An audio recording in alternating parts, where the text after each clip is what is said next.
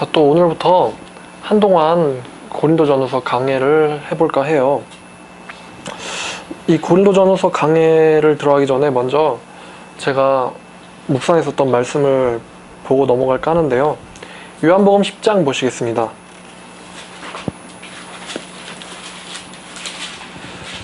우리 이 모임이 하나님 말씀을 사랑하고 또 하나님 말씀을 통해서 주님을 더욱 깊이 발견하고 또 그분에게 영광을 돌릴 수 있는 모임이 되는 것이 목적이니까 또 그런 의미에서 이 말씀을 봤으면 좋겠어요. 이 요한복음 10장 1절부터 같이 보겠습니다.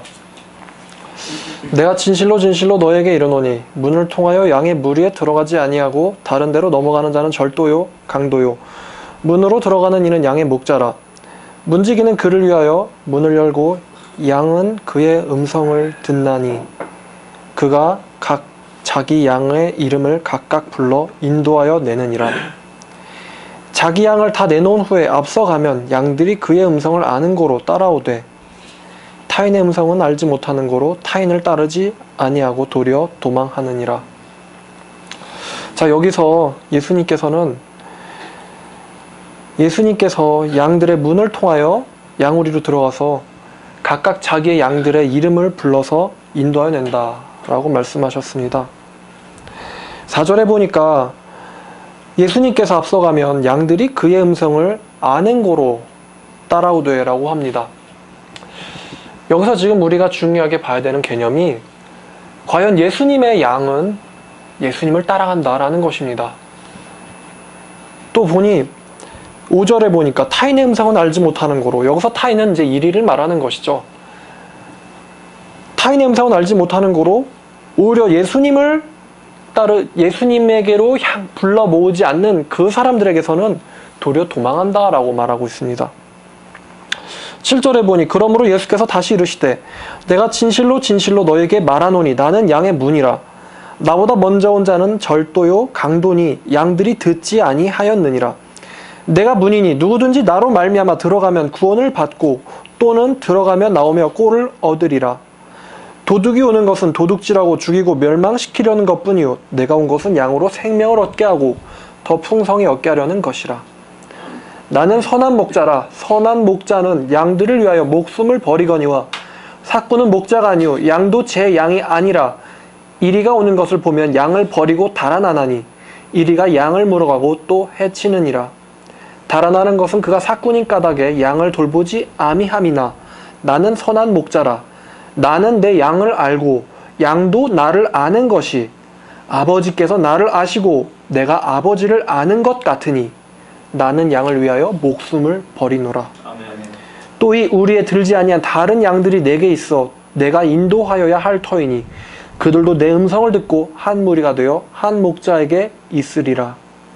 내가 내 목숨을 버리는 것은 그것을 내가 다시 얻기 위함이니 이로 말미암아 아버지께서 나를 사랑하시느니라. 자, 여기 7절부터 봐도 예수님께서는 내가 양의 문이라 라고 말씀하셨어요. 또 여기서도 강조하시는 것이 내가 문이니 나로 말미암아 들어가면 구원을 얻고 또 들어가면 나오며 꼴을 얻을 것이다. 누구든지 목마른 자, 배고픈 자는 예수님께서 내게로 와서 먹고 마시라고 말씀하셨습니다. 도둑이 오는 것은, 이단이 오는 것은 도둑질하고 죽이고 멸망시키려는 것뿐이요 내가 온 것은 양으로 하여금 생명을 얻게 하고 구원을 얻게 하고 더 풍성히 얻게 하려 함이라. 무엇을 말하는 것일까요? 바로 예수님의 생명을 더 풍성히 누린다는 것을 말씀하시는 것입니다. 신학적인 용어를 잠깐 빌리면 성화라는 단어를 말할 수 있겠습니다. 사도 바울도 얘기했죠. 너는 너희의 구원을 이루라. 이렇게 얘기했었어요. 너희들이 믿음으로 말미암아 구원을 받았다. 그러나 너희는 이제 너희의 육신을 처복종시켜서 너희의 구원을 이루라 라고 말씀했어요. 똑같이 내가 온 것은 양으로 하여금 구원을 얻게 하고 또 생명을 얻게 하려 더 풍성히 누리게 하려 함이라. 그래서 이 예수님께서는 우리를 위하여 목숨을 버리십니다. 나는 선한 목자라. 선한 목자는 양들을 위하여 목숨을 버리거니와. 이것은요 예수님만 해당하는 말씀이 아니에요. 우리 또한 양인 동시에 또한 예수님의 제자들이고 선생들입니다. 그래서 제가 자꾸 얘기하는 것이 우리가 서로 사랑하는 또 키우는 양들이 있어야 돼요. 그래야 우리가 이 목자의 심정을 이해할 수 있습니다. 물론 우리가 예수님이 우리를 위하여 생명을 버리시는 그 깊이만큼은 절대로 이해 못하겠죠. 하지만 우리가 또 키우는 양이 있고 사랑하는 사람이 있고 내가 마음을 다해서 가르치고 품고 인도할 때 예수님의 심정을 조금이라도 헤아릴 수 있을 줄로 믿습니다. 제가 은혜를 받은 것은 이 14, 15절이에요. 나는 선한 목자라. 나는 내 양을 알고. 당연히 주님께서는 주님의 양을 아시겠죠. 그런데 여기서 또 뭐라고 말하냐면 양도 누구를 안다고 합니까? 그렇죠. 양도 주님을 안대요. 양도 주님을 안대요. 우리는 왜 이단에 빠진 사람들이 주님을 순전하게 따르지 못하는지 이상해할 필요가 없습니다. 여기 보니까 양은 예수님을 안다고 말했습니다.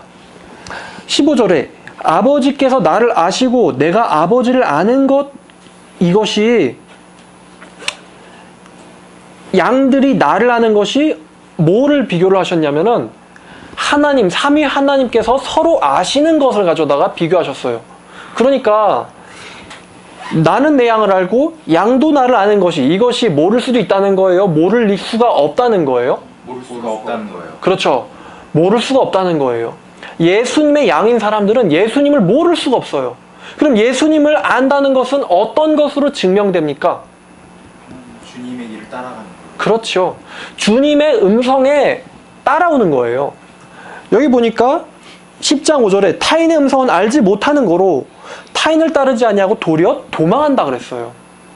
그러니까 예수님의 양들의 특징은 예수님의 음성을 듣고 따르는 것입니다. 그래서 16절에 한 무리가 되어 한 목자 아래 있으리라. 이거 가지고 신천지가 난리치는 것 같은데 기분 나빠요. 자, 또 유대인들에게 예수님께서 말씀하셨어요. 26절에 너희가 내 양이 아니므로 믿지 아니하는도다. 내 양은 내 음성을 들으며 나는 그들을 알며 그들은 나를 따르느니라. 내가 그들에게 영생을 주노니 영원히 멸망하지 아니할 것이요 또 그들을 내 손에서 빼앗을 자가 없느니라 라고 말씀하셨습니다. 자, 여기서 한마디 더 나가겠습니다. 예수님의 양은 예수님의 음성을 따릅니다. 왜냐하면 자기의 목자이기 때문이죠. 예수님의 음성을 듣고 따른다는 것은 무엇을 말하는 것일까요? 14장으로 가보겠습니다. 14장 15절 말씀입니다. 요한복음 14장 15절 너희가 나를 사랑하면 나의 계명을 지키리라. 또 21절 나의 계명을 지키는 자라야 나를 사랑하는 자니 나를 사랑하는 자는 내 아버지께 사랑을 받을 것이요 나도 그를 사랑하여 그에게 나를 나타내리라. 또 23절에 예수께서 대답하여 이르시되 사람이 나를 사랑하면 내 말을 지키리니 내 아버지께서 그를 사랑하실 것이요 우리가 그에게 가서 거처를 그와 함께 하리라. 나를 사랑하지 아니하는 자는 내 말을 지키지 아니하나니 너희가 듣는 말은 내 말이 아니오 나를 보내신 아버지의 말씀이니라. 주님의 음성을 듣고 따르는 자는 하나님의 말씀을 사랑합니다. 하나님의 말씀을 사랑합니다. 성경 말씀을 사랑합니다. 많은 크리스찬들이 예수님을 사랑한다고 말해요. 그러나 하나님의 말씀인 성경 말씀을 읽지 않는 경우가 아주 많습니다.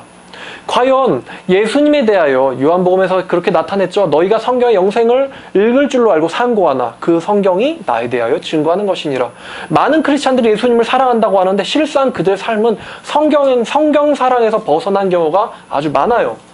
그런데 예수님께서는 나의 양은 나의 음성을 듣고 따른다라고 말씀하셨습니다. 그러므로 예수님의 양들은 말씀을 사랑할 수밖에 없습니다. 하지 말라고 해도 사랑합니다. 그렇기 때문에 하나님 말씀 때문에 순교자가 생기는 거예요. 하나님 말씀 때문에 순교자가 생기는 거예요. 읽지 말라고 얘기해도 그것 때문에 자기 목숨을 버립니다. 북한에서 성경만 소지하다 걸려도 총살형이라고 하죠. 그래도 그들은 하나님 말씀을 듣길 원해요. 왜냐하면 예수님의 양들이기 때문입니다. 자, 우리가 하나님의 말씀, 이 말씀 사랑을 가지고 또 고린도전서로 가볼까 해요. 이 고린도전서는 많은 문제를 가진 교회를 향해서 쓴 편지예요. 고린도 교회는 많은 문제를 갖고 있었어요. 우상숭배, 간음, 그리고 제일 심각했던 것은 분파로 갈려서 싸우는 것이었습니다. 고린도 교회는 하나가 되지 못했어요. 그런데 그 고린도 교회 성도들에게 사도 바울이 아버지와 같은 심정으로 편지를 합니다. 이 고린도 교회 성도들은 심지어 사도 바울의 말도 따르지 않았습니다. 그런데도 불구하고 사도 바울은 고린도 교회에 사랑을 담아가지고 편지를 보내요. 시작하겠습니다. 고린도전서 1장 1절입니다. 하나님의 뜻에 따라 그리스도 예수의 사도로 부르심을 받은 형제 소스데네는, 바울과 형제 소스데네는 고린도에 있는 하나님의 교회 곧 그리스도 예수 안에서 거룩하여지고 또 성도라 부르심을 받는 자들과 또 각처에서 우리 주 곧 그들과 우리의 주 되신 예수 그리스도의 이름을 부르는 모든 자들에게 하나님 우리 아버지와 주 예수 그리스도로부터 은혜와 평강이 있기를 원하노라. 곧 고린도 교회만 말하는 것이 아니라 우리들에게도 말하는 것입니다. 각처에서 주님의 이름을 부르는 자들에게 편지하노니 그리스도 예수 안에서 너희에게 주신 하나님의 은혜로 말미암아 내가 너희를 위하여 항상 하나님께 감사하노니. 지금 고린도 교회 상태를 보면서 사도 바울은 감사할 수 있는 상황이 아니었어요. 오히려 불평하고 화를 내야 돼요. 그런데 사도 바울은 오히려 고린도 교회 교인들을 보면서 하나님 아버지께 감사를 드리고 있습니다. 참 역설적인 모습이죠. 왜일까요? 바로 바울 안에는 예수 그리스도의 마음이 있었기 때문이에요. 이는 너희가 그 안에서 모든 일 곧 모든 언변과 모든 지식에 있어서, 이 지식이 어떤 지식을 말하는 걸까요? 하나님을 아는 지식. 아이고, 이 어떻게 이렇게 성장할 수가 있나? 맞습니다. 여기서 얘기했던 그 모든 언변과 모든 지식이라고 함은 하나님에 대한 지식이에요. 너희가 하나님에 대한 지식의 풍족함으로 그리스도에 대한 증거가 너희 중에 확고하게 되어 그 너희의 모든 은사가 부족함이 없이 우리 주 예수 그리스도의 나타내심을 기다림이라. 어떤 사람들은 은사를 가지고 믿음을 엮거든요. 우리가 그래요. 꼭 마치 도마처럼 어떤 뭔가 초자연적인 것을 봐야지만 믿음을 가지려고 그래요. 그런데 지금 바울은 어떤 은사에도 부족함이 없이 우리 주 예수 그리스도의 나타내심을 너희가 기다리고 있노라. 지금 온전한 신앙임을 사도 바울이 바라고 있어요.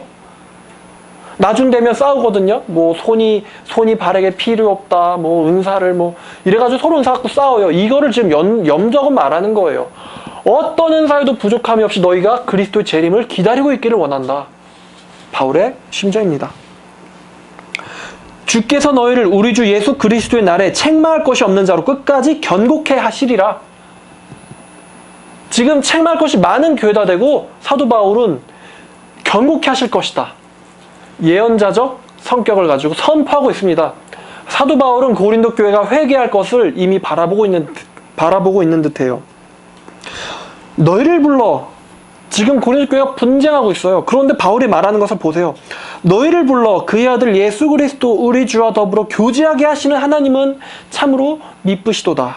참으로 신실하시도다. God is faithful. 자, 하나님은 신실하십니다. 이렇게 지금 사도 바울은 찬양하고 있어요.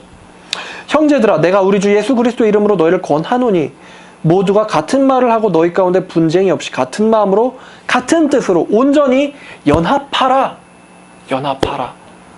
우리가 서로 생각이 다를 수가 있죠. 서로 누가 잘났다 누가 낫다 싸울 수가 있습니다. 그런데 사도 바울은 그들에게 향해서 연합하라 라고 말하고 있어요.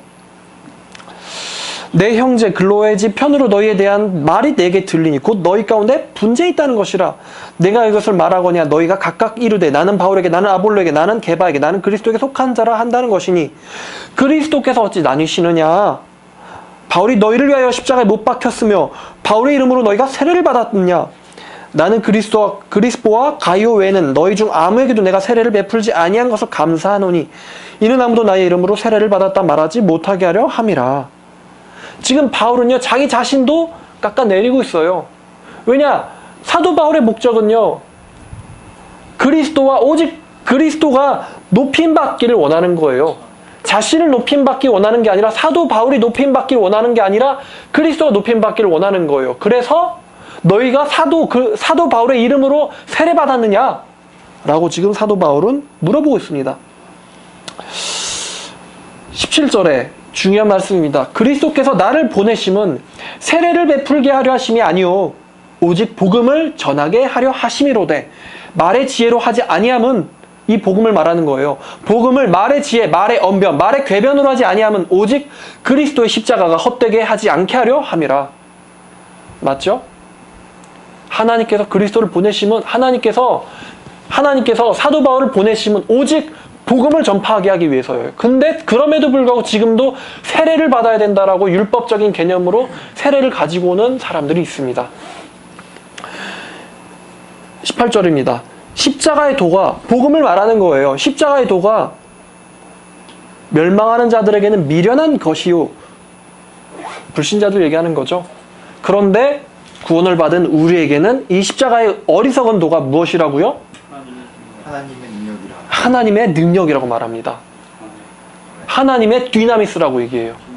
다이너마이트. 모든 것을 폭발시켜버릴 하나님의 엄청난 능력이라고 말해요. 나중에 바울은 하나님의 그 권세가 마귀의 권세를 깨트렸다고 설명합니다. 이 구원에 대한 도, 곧 십자가의 복음이 구원을 받은 우리에게는 하나님의 권세라고 합니다. 저번에 말씀드렸죠? 하나님의 자녀가 되는 권세, 엑스시아를 주셨으니 여러분들은 이 육적 아버지 단순히 자녀가 아니에요. 대통령의 자녀도 아니에요. 누구의 자녀예요? 하나님의 자녀예요. 온 우주를 주관하시는 하나님의 자녀입니다. 기록된 바 내가 지혜 있는 자들의 지혜를 멸하고 총명한 자들의 총명을 패하리라. 그러니까 세상에서 지혜 있다고 하는 사람들이 누가 있어요? 그 똑똑하다고 하는 사람들, 유대인들요? 바리새인들요? 대제사장이요? 누구죠? 지혜 있는 자가 어디 있느냐? 이 세대에 선비가 어디 있느냐? 변론가가 어디 있느냐? 하나님께서 이 세상의 지혜를 미련하게 하신 것이 아니냐? 무슨 말이냐면요. 하나님의 지혜에 있어서는 하나님의 지혜로 말할 것 같으면 이 세상 사람들이 그 똑똑하다고 하는 자기 지혜로 하나님을 알지 못했대요. 그러므로 하나님께서는 이 전도, 이 멸망하는 자들에게 어리석게 보이는 이 십자가의 복음, 이것을 믿는 자들을 구원하시기를 기뻐하셨다고 합니다.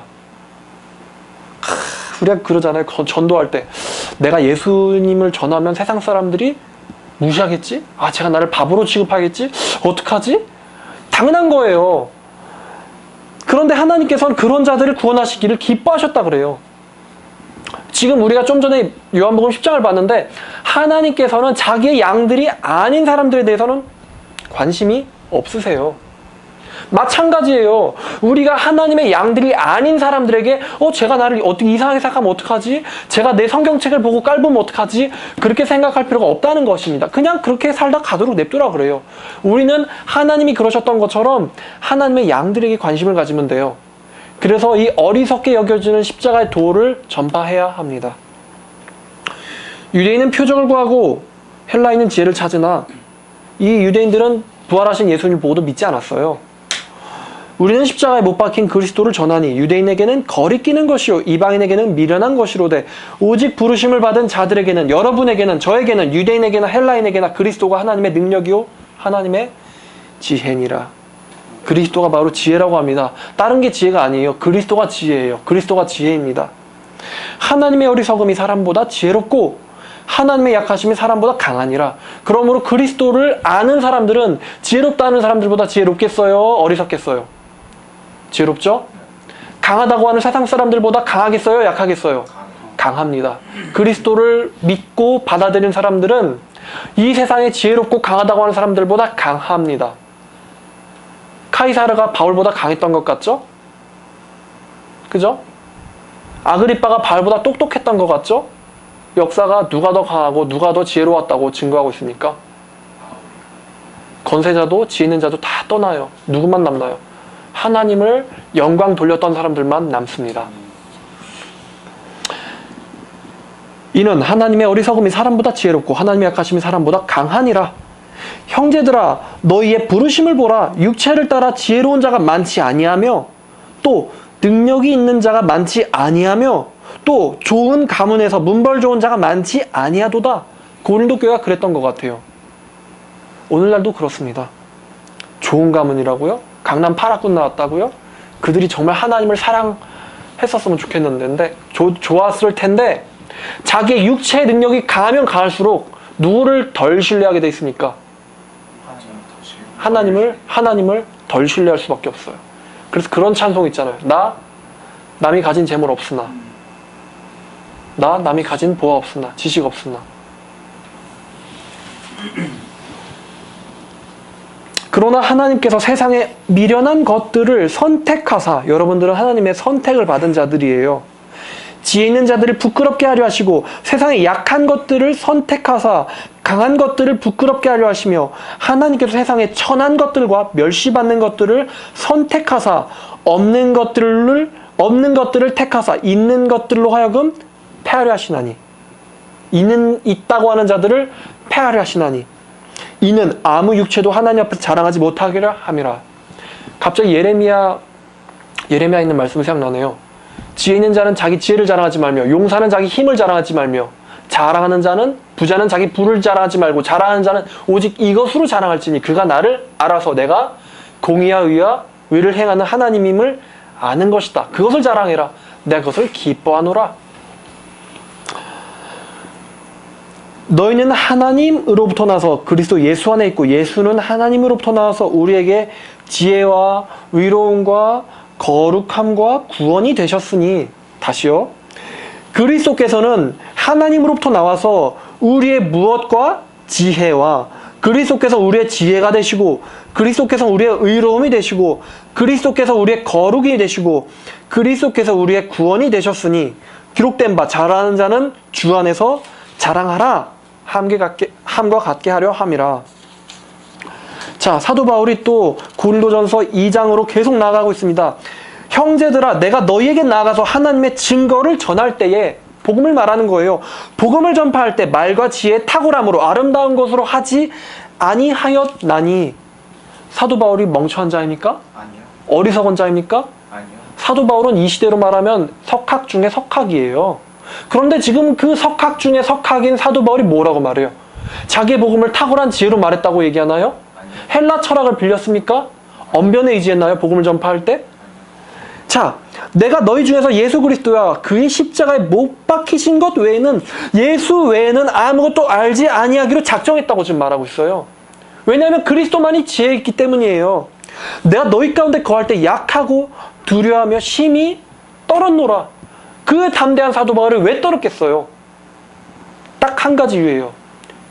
내가 가진 이 복음을 잘못 전달하지는 않을까?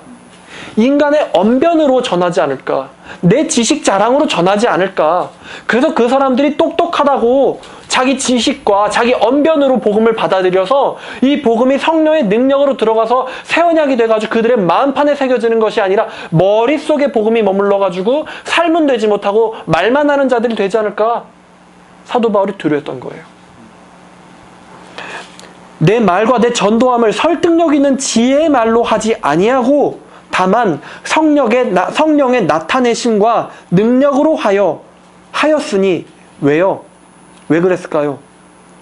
너희의 믿음이 인간의 지혜이지 아니하고 다만 하나님의 능력에 있게 하려 함이라. 믿음은 능력이에요. 누구의 능력이에요? 하나님의 능력이에요. 우리의 믿음은 하나님에게 속해 있는 능력입니다. 믿음이 좋다고요? 아니에요. 하나님에게 있는 거예요, 믿음은. 하나님에게. 그러나 지금 사도 바울이 어리석은 자가 아니잖아요. 그러나 우리가 온전하는 자들 중에서 지혜를 말하노니 이는 이 세상의 지혜가 아니요 또 이 세상에 없어질 통치자들의 지혜도 아니요. 지금 바울이 지금 헬라 철학 얘기하는 게 아니잖아요. 오직 은밀한 가운데 있는 하나님의 지혜를 말하는 것으로서 곧 감추어졌던 것인데, 복음이 감추어졌던 거라고 바울은 얘기하고 있어요. 감추어졌던 것을 말하는 것인데 하나님께서 우리를 위해서 만세전에 미리 정하신 거래요. 언제 정하셨을까요? 창세 전에. 맞습니다. 하나님께서 우리를 구원하실 그 목적을 이미 창세전에 정하셨어요. 영원 전부터 하나님께서는 저와 여러분들을 알고 계셨습니다. 알고 계시고 예수님 안에서 택정하시고 때가 되어 예수를 믿게 하시고 회심시키고 이 자리에 앉히신 겁니다. 만세전에 미리 정하신 것이라. 이 지혜는 이 세대의 통치자들이 한 사람도 알지 못하였나니 만일 그들이 알았더라면 영광의 주를 십자가에 처형하지는 못 박지는 아니하였으리라. 십자가가 어리석죠? 하나님의 교회에서 그러잖아요. 십자가는 처형틀이라고, 어리석은 거라고. 그 수치스러운 것을 왜 교회 간판이랍시고 꼭대기에 걸어놓냐고. 십자가의 지혜니까. 그들은 모르는 거예요. 그들은 힘의 논리를 갖고 있어요. 모르는 거예요. 십자가는 연약함의 상징이지만 그리스도의 승리의 증표예요. 하나님의 지혜란 말이에요. 하나님의 지혜란 말이에요. 세상 사람들은 예수 그리스도의 십자가를 보고 비웃었어요. 하지만 하나님께서는 그 십자가로 마귀를 물리치셨어요. 우리에게 구원을 주셨단 말이죠.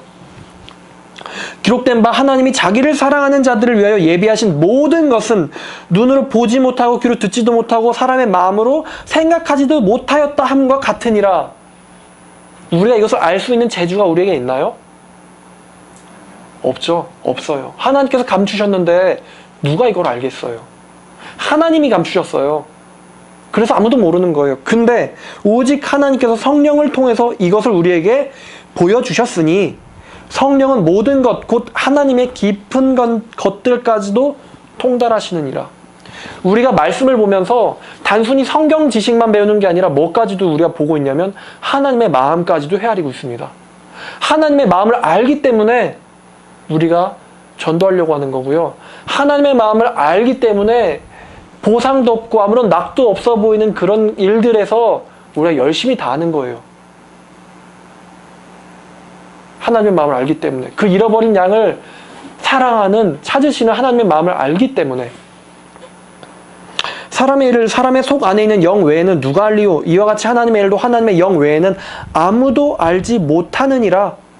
하나님의 영 외에는 하나님의 일을 아무도 알지 못해요. 그런데 12절을 보니까 우리가 세상의 영을 받지 아니하고 오직 하나님께로부터 온 영을 받았다고 합니다. 왜죠? 우리로 하여금 하나님께서 우리에게 주신 값없는 것들, 곧 예수 그리스도와 십자가와 말씀입니다. 우리에게 은혜로 주신 것들, 은혜, 공짜 말하는 거예요. 우리에게 선물로 주신 것들을, 값없이 주신 것들을 알게 하려 하심이라. 또 우리가 이것을 말하거니와, 이 은혜를 말하거니와, 이 은혜, 그러니까 예수님을 말하는 거죠. 우리가 예수를 말하거니와 사람의 지혜가 가르치는 말로 하지 아니하고 오직 성령께서 가르치신 것으로 하니 영적인 일들은 영적으로 분별하느니라. 그러나 육에 속한 사람은 하나님의 성령의 일들을 받지 아니하나니 이는 그것들이 그에게는 어리석게 보이며 또는 그는 그것을 알 수도 없나니. 지금 알지 않는 거예요? 알 수 없는 거예요? 알 수 없는 거예요. 알 수 없는 거죠. 전파에도 못 받아들이는 건요, 그들이 받아들일 수도 있고 받지 않을 수도 있는 선택권이 있기 때문이 아니라 알 수 있는 능력이 없기 때문이에요. 능력이 있기 때문이에요. 그러한 일은 영적으로만이 분별되기 때문이라. 신령한 자, 곧 영적인 자는 모든 것을 판단하나 자기는 아무에게도 판단을 받지 아니하느니라.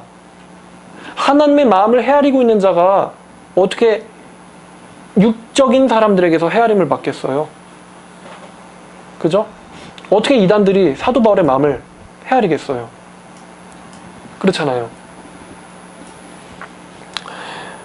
누가 주의 마음을 알아서 주를 가르치겠느냐? 하지만 여기서 우리가 한 가지 멈춰야 합니다.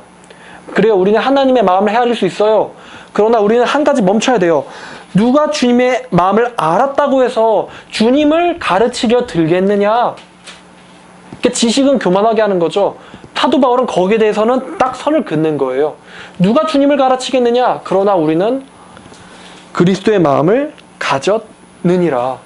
자, 그리스도의 마음이라고 말했으니 우리가 그리스도의 마음에 대한 구절을 한번 보고 갔으면 좋겠어요. 빌립보서입니다. 빌립보서 2장 보시겠습니다. 빌립보서 2장 1절부터 보겠습니다. 빌립보서 2장 1절. 그러므로 그리스도 안에, 그러니까 여기서 얘기하는 그리스도 안이라고 하는 것은 교회를 말하는 것입니다. 교회 안에, 너희들 안에 무슨 권면이나 사랑이나 무슨 위로나 성령의 교제나 긍휼이나 자비가 있거든. 너희 안에 마음을 같이하여 같은 사랑을 가지고 뜻을 합하여 한 마음을 품어 아무 일에든지 다툼이나 허영으로 하지 말고 오직 겸손한 마음으로 각각 자기보다 남을 낮게 여기고 각각 자기의 일을 돌볼 뿐더러 또한 각각 다른 사람들의 일을 돌보아 나의 기쁨을 충만하게 하라. 이미 사도 바울은 그리스도의 마음을 가진 사람들이기 때문에 자녀가 우리들이 서로 사랑하고 낮게 여기고 섬기는 것을 보면서 기뻐할 수 있는 수준의 사람이었어요. 나의 기쁨을 충만하게 하라. 하나님께서도 기뻐하시는 일이죠. 너희 안에 이 마음을 품으라. 곧 그리스도 예수의 마음이니 그는 근본 하나님의 본체시나 하나님과 동등됨을 취할 것으로 여기지 아니하시고 오히려 자기를 비어 종의 형체를 가지사 사람들과 같이 되셨고 사람의 모양으로 나타나사 자기를 낮추고 죽기까지 복종하셨으니 곧 십자가에 죽으심이라. 자, 신학적인 용어를 잠깐 빌리면 그리스도의 자기 비하라는 말이 있습니다. 그러니까 예수님께서 수치를 당하셨어요. 뺨으로 때렸죠. 욕도 많이 했어요. 침도 뱉었어요. 창으로 찌르고요. 옷을 찢어가지고 십자가에 못 박기까지 했어요. 하나님인데 그분은. 근데 신학자들은 말해요. 그 어떤 것도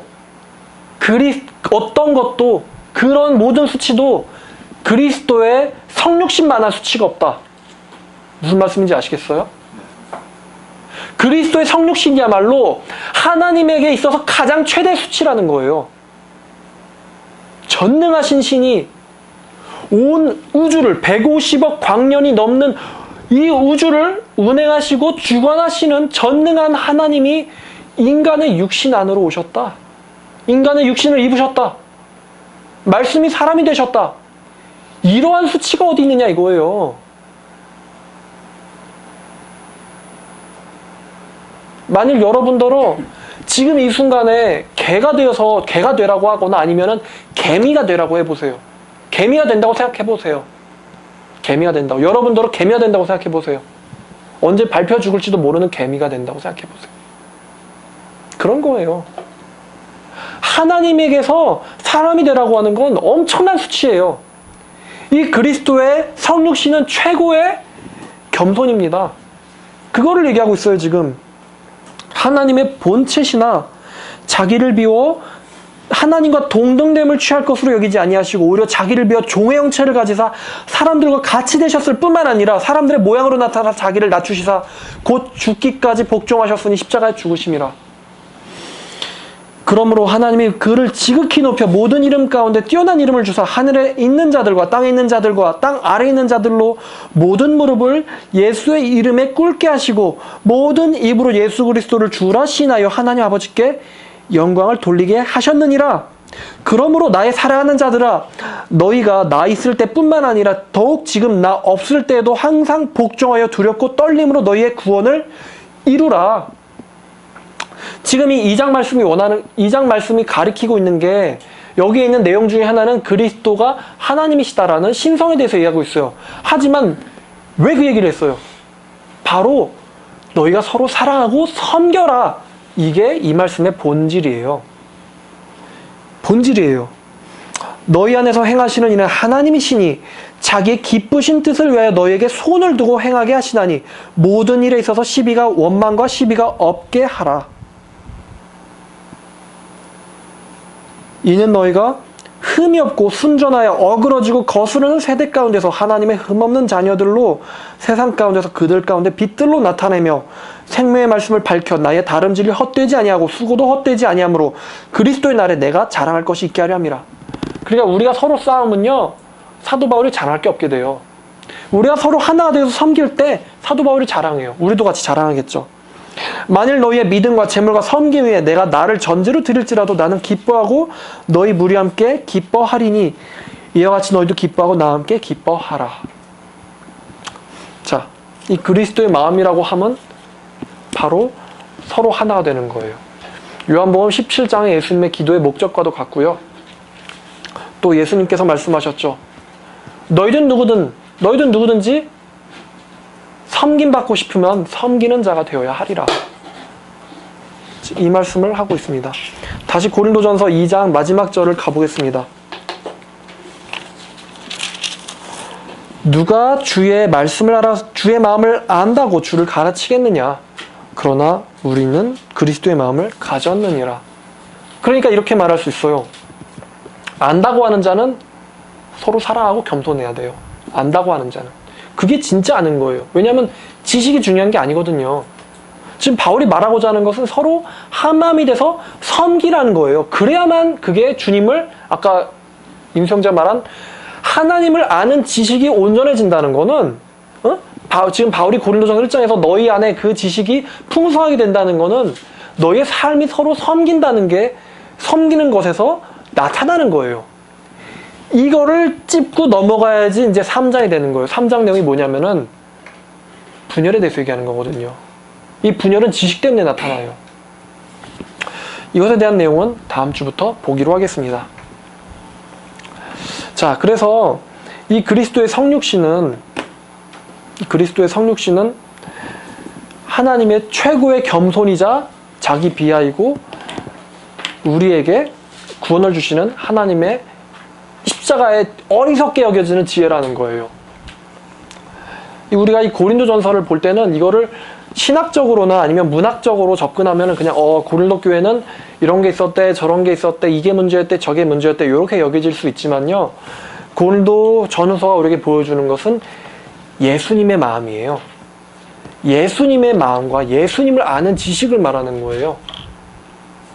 그래서 사랑장이 있는 거죠. 사랑장이 그래서 있는 거예요. 최고의 은사를 열망하라. 최고의 은사를 열망하라. 그게 뭐예요? 사랑.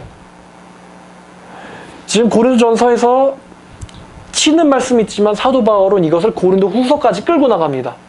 어떻게 끌고 나가냐면 사랑으로 끌고 가요.